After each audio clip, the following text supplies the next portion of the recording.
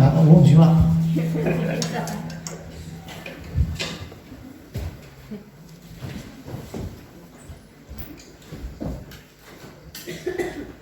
Well, it's wonderful to be back here and seeing you all again. Many new faces, which is lovely, but many old faces as well. Which please don't take it as an insult. But please don't. If I don't recognise you, please don't get upset. Because you've got masks on. It's dark, and I'm older. Okay, so all right. We've been hearing a story about a baby, and it instantly made me think about our first baby, little Emma. Back in 1990, I'd say, had to get that one right. She was due. We went to the maternity wards for the tour, and they showed us round. There's all these heavily pregnant ladies walking around like this, and a few of us blokes. One of them keeled over. It was me. They were telling me some bit of gory details, and I just went. I ended up on one of the beds in the maternity ward, so not many blokes have done that.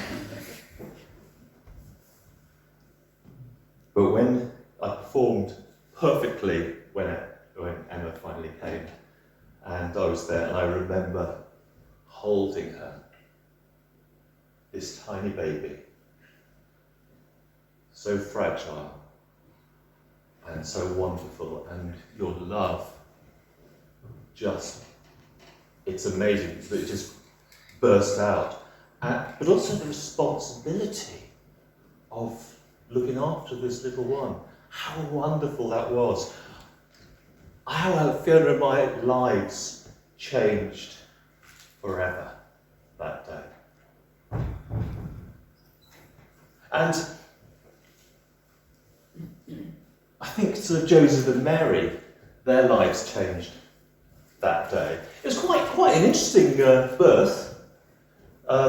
They've been told, Emperor Caesar Augustus, he went on a power trip. He's in Rome, and he says, I want to know how many people are in the Roman Empire. So everyone has to go back to their place of birth. But the Roman Empire is massive, and they all had to, there's a whole movement of all these people, and Joseph and Mary, they had to go to Bethlehem from Nazareth. It's 90 miles. 90 miles is a long way to walk, particularly when you're heavily pregnant. And when they got there, the town was full. Because so many people were coming. So it was full, there's nowhere to stay, so they found a room behind an inn. This is quite a good example, the room behind the inn, and there she gave birth to the baby and laid him in a manger, in a feeding trough for animals. Quite a remarkable birth. But that's not all that was going on. You had the shepherds in the fields. They're looking after the sheep, minding their own business. And then, poof, an angel appears. We heard we saw the puppets, we heard the story, how scared they were of this angel, big, I was going to say big ugly, probably not, but, big scary. We said, don't be afraid, don't be worried. I want to tell you about the birth of Jesus, God's Son. They're the first to be told about the birth of Jesus, these shepherds in a field. And they say, go and see him. And then suddenly the great company of angels, the sky just filled with angels, all praising God and singing. And, it's a real party in the sky was going on. That must be quite a sight. These poor shepherds were just thinking, what's going on? And they went to see the baby. They went and worshipped him. They met the new king. But shepherds, they were the outcasts. They were the edge of society. They were the smelly ones. They were the ones that were out at night, and they were right on the edge. But that's who Jesus came to first. The first people Jesus came to. And I think if anyone feels they're not worthy of meeting Jesus, Think about that. You are the very person that Jesus came for first. That's a wonderful example as shepherds. God loves all people. He loves the young and the old, the rich and the poor. Whatever you're distinctive, God loves you. So you have the shepherds, you have the angels. We've heard about their little party, or massive party, but they're having quite a busy time. They've 9 months earlier, as we saw, they'd announced to Mary, you're going to have a baby. They'd spoken to Zechariah, who's Mary's cousin's husband, and said, your son's going to be born, and you're going to call him John, and he's going to make the way. He's going to prepare the way for the baby. They warned the wise men, the Magi, to go a different way so that Herod couldn't get them. They warned Joseph later on that to get out before Herod could get him. They've been busy. Angels have been very busy. The wise men from the east. Now for a bit of fun, I thought, let's find out who's wise in the church. And I got up my compass. From the east, let's see who's the wise people in the church. And it goes over there. Yes. Sorry. I was being a bit rude on time. Nobody's wise in this church. No, you are. You're all wise. You're here. You've come to celebrate together. And I think you're very wise coming here. Magi, they're called. They're in Greek, the word means one of a learned and priestly class. And they came from the east, way east. They must have travelled months to get there. And they found Jesus in Bethlehem. They bowed down, they worshipped him, and they presented their gifts to him. King Herod was quite busy in this story as well. He was the king of the Jews. That was his role. The Magi told him about the new king. But he was king, and he was going to do everything he could to keep it that way. And he turned murderous. And he wanted to kill the new baby. But the angels, as we heard, kept Jesus safe. There's an awful lot going on, isn't there, in this story? Huge amounts, and I've missed loads. Do read it. Look in the beginning of Luke and the beginning of Matthew and read the story. It's amazing. But at the centre of the story, you've got Mary and Joseph with their new baby. You've got Mary and Joseph whose lives have changed forever. But all the extra that was going on, they had shepherds and wise men turning up to worship him, angels talking to them. They knew Jesus was special. They knew he was special. But not only had Mary and Joseph's lives changed forever, the world had changed at that moment forever. For every one of us.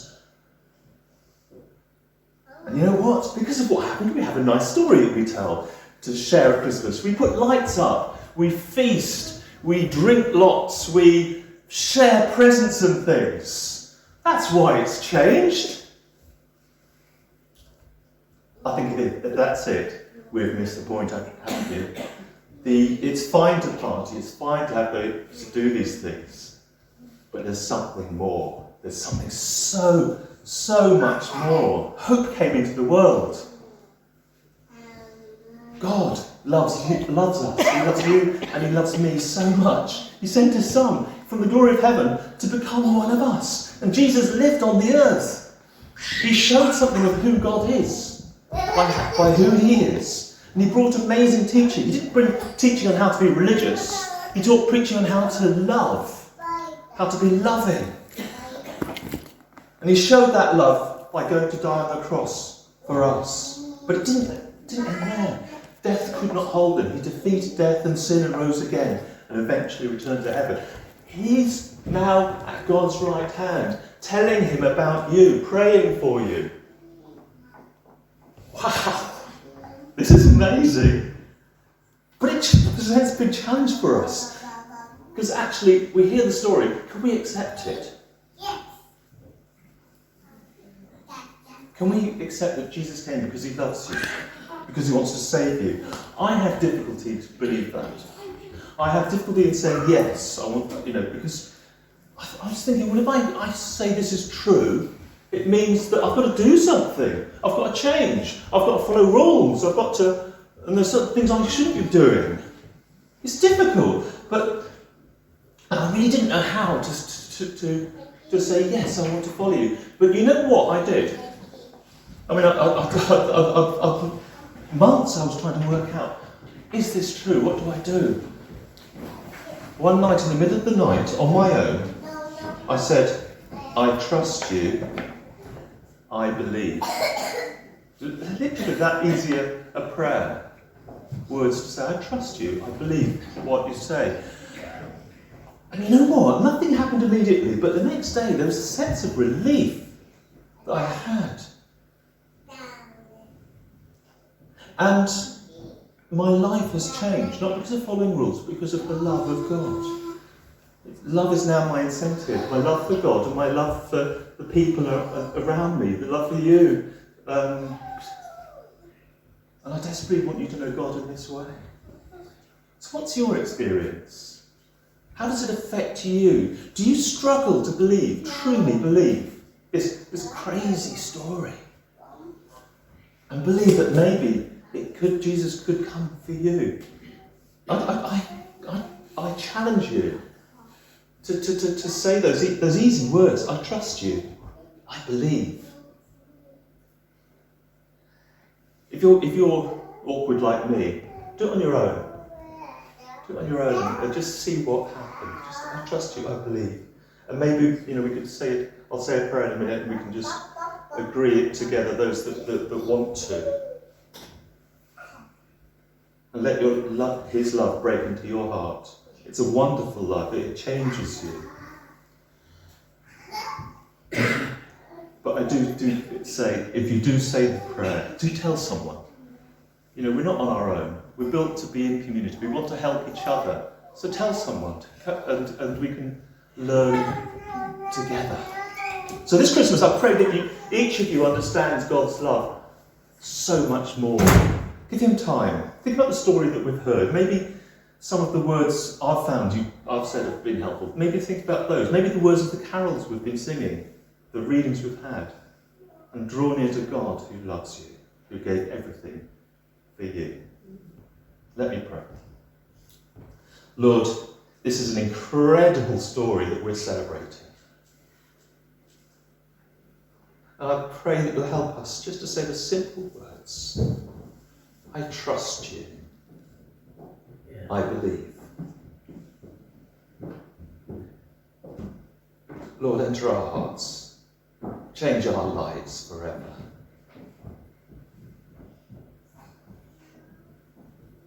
Thank you that you are here with us.